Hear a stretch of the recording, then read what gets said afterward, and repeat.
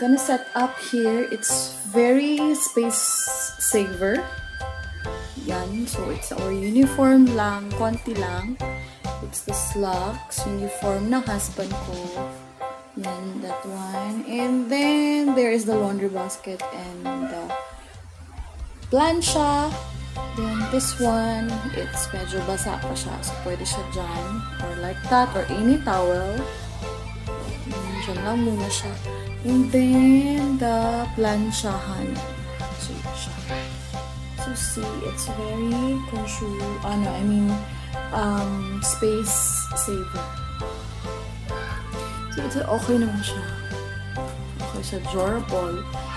This one. So, yun siya. Yan, these are my skincare routine. Or, shall I say, bath essentials.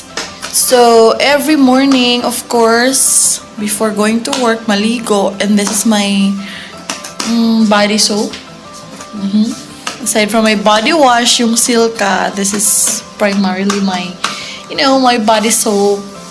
And then, this is my new discovery. So, I've been using this, yung sinabi ko kanina, I've been using this for almost 2 weeks now. Snailwhite. This is around, I think, 500 pesos plus. Pero nag-sale siya sa Shopee sa original store niya. So, yun siya. Okay? So, seal. Yan. Okay naman siya. Foam. If you can see, facial jelly wash. Yun nga. Jelly talaga siya. It's a gel. See? Pakita ko sa inyo. It's a gel. Yan. Hindi makita. I'm using my phone and I'm holding it. So, jelly. This usually every morning. Okay, every morning. And then, after washing your face with this one, eto siya. Eto yung susunod ko. And then, this one is konti na lang siya. So, buy tayo later. This is facial wash with NMI. I've been using this again. Mas nauna pa siya kaysa nito. So, mga 2 weeks, more than 2 weeks na yata to. Then, this is for my night routine. Kanang magpunas every night. So, this is my facial wash.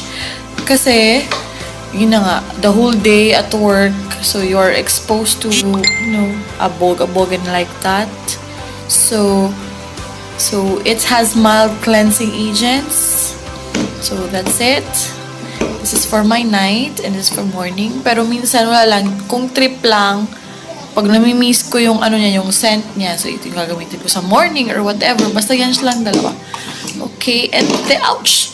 And then this one for after taking a bath, after this one, before putting something on your face. So I am using Mary Kay Botanical Effects. This is their, what is this? Refreshing toner. Okay, ito siya. So pag totally dry na, so ilalagay mo siya sa face and neck part. Okay, like that.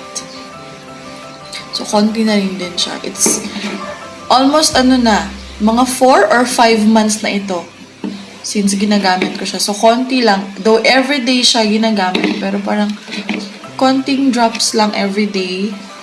And then, after that, this one, sabay sila. So, it's been 4 months or 5 months, I think, bago siya maubos. So, sulit sa price.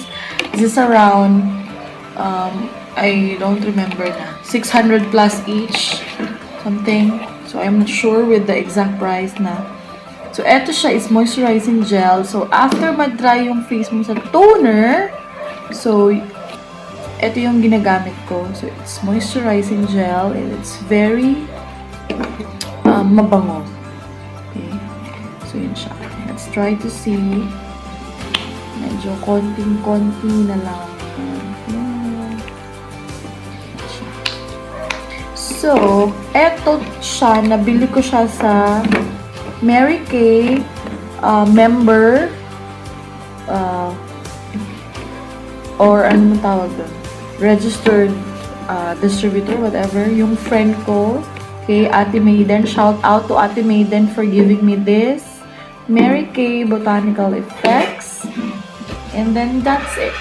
And then after the moisturizing gel, since we are using mask, so hindi makikita ko anong ilalagay mo doon sa face mo. But after this, minsan wala na.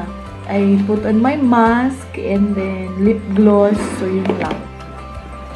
So far, okay siya. I will purchase again this time. Recommended brand. And I will also try their whipping soap. Okay.